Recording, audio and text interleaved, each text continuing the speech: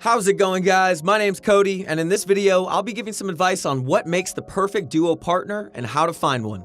Plus, some tips on the most effective ways to practice with them.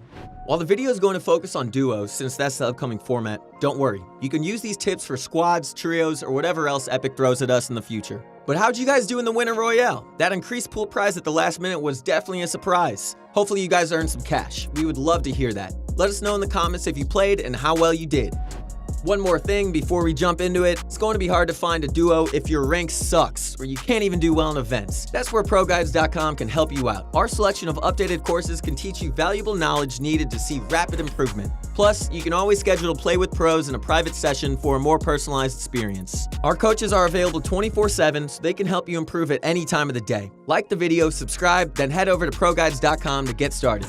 Alright, so first up, what exactly makes a good duo partner? More specifically, what traits should you be looking for? One of the most essential aspects is excellent chemistry. You've got to jive well with your duo and be able to treat them like a friend. It should ideally be someone you'd enjoy spending time with outside the game. Would you go for lunch with your duo or watch a movie with them? Mongrel says that he does that with his teammates in Discord, and it's a fantastic idea.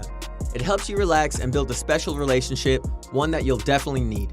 Why? Because conflict is going to arise. There are going to be times where you and your duo disagree with what happened in game, but if you can't work through those issues, then nothing productive gets done. You'll learn zilch, never progress, and only more problems end up coming up. While chemistry isn't 100% needed to be successful, it certainly helps. Next, both players' skill level needs to be on par with each other. This is the unfortunate, ugly truth that needs to be accepted if you want to find the right partner. You just can't have the duo be performing at an overall worse level, at least to the point where it's continuously limiting your own performance. Notice that I did say at an overall level. That's because there are different things that you can excel at in Fortnite. You might know every tunnel and box fighting technique, but run-of-the-mill aim. Or you could be a 300 IQ mastermind that knows everything about rotations and playing the endgame, but with mediocre mechanics. Really, what you want to do is find a good fit. Preferably, you want skill sets that can complement each other. For instance, Tfue has recently been looking for duos partners with cracked mechanics. That's because he recognizes his types of skill sides more towards game knowledge and strategy rather than raw mechanics. Not to say that Tfue's mechanics are bad, but there are players out there better and faster than him. That's why he previously chose Kanata and is now duoing with controller player Scoped. Because their mechanics can win box fights and find endgame kills, while his skill set is more suited towards general strategy and decision making. Now, in most cases, it's pretty easy to tell when someone's skill level isn't up to par. Their arena points might be far behind yours, and maybe they won't have similar tournament placements. Or you can even use your 1v1 time together to get a better picture. If you can consistently beat your duo in build fights or box fights, then they're definitely too far behind. It's okay for one player to be more cracked, but you don't want that gap to be massive. Even though it can take a while to gauge, never settle with someone if you think their skill set just isn't up to par. Instead, look for someone that can provide an equal contribution to the team. Or else, you're just holding yourself back. Lastly, a dependable duo needs to know proper callouts and communication. I'm sure all of you know by now how useful effective comms can be. They can keep you alive in the endgame when things are running hectic, or help you prioritize targets and find kills. But at the same time, it's a lot harder to have two-shot callers on the same team. Generally, it's a smart idea to have an in-game leader, or IGL, making most of the large-scale decisions. Not every duo out there has an IGL, but by having one, you can avoid running into situations where you and your duo make conflicting plays. I'm going left, I'm going right, oh god.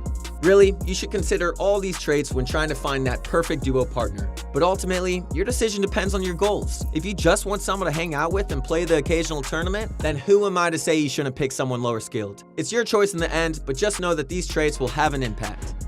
We talked about what makes a duo partner suitable, but what about the bad ones? What kind of players should you be avoiding when trying to find teammates? First, I'd say someone that doesn't accept their mistakes. Being able to recognize and accept mistakes is the #1 tip when it comes to improving. Yet you'd be surprised at how many competitive players don't have this mentality. They'll continually blame the game or even their opponents in some cases, which is just silly. That's not what you want to see in a teammate. You want someone that'll own up to their mistakes. With that, you'll know that they're working on fixing them. Also, you don't want someone that excessively blames their team. That would be toxic in any team environment, but it's especially so in duos. Great team chemistry relies on treating the group as a whole. For instance, if your duo dies in the endgame and blames you for not being with them, the problem isn't necessarily your fault. The right partner will see the whole picture and be constructive. Because there are always two sides to a story, and it's crucial to understand both if you truly want to work through your problems. Lastly, someone that doesn't fit your goals. If your goal is to win money and maybe go pro one day, then you want someone that is just as determined as you. Let's say that you want to scrim 5 nights a week, but you ask your duo and they say only 2. That's a massive difference. They're way less determined than you. If you want to reach your goals, look for someone with similar prospects. Looking at the bad traits is just as important as focusing on the good ones. Avoid these types of players and you'll end up with a better partner. So, all this talk about chemistry and good versus bad teammates. But why is that all necessary? Well, other than the immediate impact that it'll have, one aspect that's not talked about as often as it should is how you'll improve in the long run. Take Zayd and Saf for example. These two have been playing together since the very beginning, all the way back to before the summer skirmish, and all that time together has only improved their understanding of one another, their playstyles, their comms, and how they'll act in certain situations. Not knowing what your teammate is going to do in a specific scenario might hamper your ability to help them out. So finding the right duo and staying with them means that you can develop those vital teamwork skills. It's part of the reason why Zayd and Saf were considered favorites for winning the World Cup. And they were definitely on track. They held first place until a few misfortunate events made them finish 4th. But hey, that's still outstanding. And I think that part of their success is due to them sticking together and really developing their in-game chemistry. So if you can't find the right duo partner, you'll end up spending a lot of time constantly swapping and hoping for the best. You'll never grow those hard teamwork skills. This is just another reason why you need to look for someone that fits. Once you have a duo partner, practicing with them is of utmost importance. You can learn a lot off one another. Like your duo might know a trick or two that you don't. And hey, you might have some own techniques that are just unknown to them. But what are the most effective ways to practice? First, you should spend lots of time in creative. Regular build battling and box fighting each other is great to learn off each other, but don't just stop there. You should also schedule some box fighting matches against other duos. Here, you can work on your team play, things like calling out the right targets, pinching lone enemies, sticking near your teammate, and all around working with your duo in a way that can transfer well to real matches. Speaking of real matches, it's a must to regularly play arenas and scrimms. There's only so much that creative can teach. But on the big island, you can perfect your drop spots, go over early game strategies, and get valuable endgame practice together. I would say use arena matches to W key, as long as you don't care much about your rating. Aggressive gameplay is pretty much necessary if you want to do well in any event, and arenas are the best place to learn that. And outside the game, you should ideally VOD review alongside your duo any chance you get. By going through the replays of your own matches, you and your partner can spot mistakes and work towards fixing them.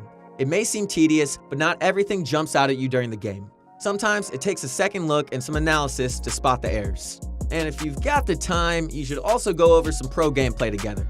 Maybe you or your partner will spot something valuable another pro duo does, like a box fighting technique or an early game strategy. You can then pick it up and start using it yourselves. If you still think you have lots to learn, spend more time reviewing pros rather than yourself. Just go in with a critical mindset, drop some ego, and you'll learn a lot. Finally, knowing how to market yourself when searching for a duo is necessary if you want to stand out. Think of it as a job resume. You need to list your strengths, past accomplishments, experience, and what you'd bring to the team. We always see simple posts on Reddit or Discord, heck, even in Twitch chat, people looking for duos. If you're serious, it's not enough to just list your region, your platform, and your KD. Pros can go on Twitter and yak about their total earnings and recent placements, but most of us don't have those to mention. So we've got to sell ourselves. You can start by listing recent tournament placements. If you're new to the whole competitive thing and don't have any, you can at least bring up your arena rating and past experience to give them a rough idea. Then, talk about your abilities, specifically the things you shine bright at. Are you a great W keyer? Maybe you're better at endgame rotations. Can you call the shots and lead the team? Whatever you bring to the table, it's better if you put it out there so you can attract more attention. Mentioning all these things will make it more likely to find someone that shares the same goals as you. And the more convincing you can be, the more people will give you a shot. In conclusion, guys, here's what you need to do to find the perfect duo partner. Look for the right traits. Someone on your skill level that you can develop a bond with. Preferably someone that communicates effectively and can either listen or make great callouts. Make sure to avoid bad teammates, like those that are quick to blame, can't admit when they're wrong, and lack your determination. These types of players will only hold you back, so stay away. When you have found that perfect duo, improve by practicing with them as often as you can. Go to creative, go to arenas, maybe even go to outside the game through VOD reviews. Just do this as often as you can. And if you're struggling to find someone that you're happy with, it might be a marketing issue. Try to sell your strengths, abilities, and past experience when searching for a duo to convince people you are the person that they want. Dude, you want me. Come on, let's duo, bro. So that's it. Thanks for watching, everyone. If you enjoyed the tips, hit us up with a thumbs up and subscribe to the channel for more daily vids. To support us even further, make sure to use code PROGUIDES in the item shop when making a purchase. Once again, it's your host, Cody. Follow me on Instagram at CocoMedler. I'm signing off, and I will see you all very soon. Peace out.